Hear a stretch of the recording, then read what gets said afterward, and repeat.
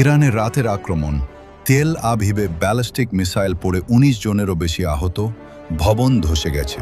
কিন্তু Israel America joint স্ট্রাইকে তেহরানে ধোঁয়া উঠছে, ৫৫০ জনের মৃত্যু।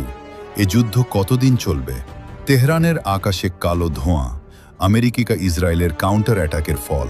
কিন্তু ইরানও থেমে নেই, কারণ ইরান যে পরিমাণ অ্যাটাক করেছে ইসরায়েলের উপর, তা দেখে তাদের সবকিছুই অবিশ্বাস্য মনে হচ্ছে। তেল আভিভে জ্বলছে প্রতিশোধের আগুন।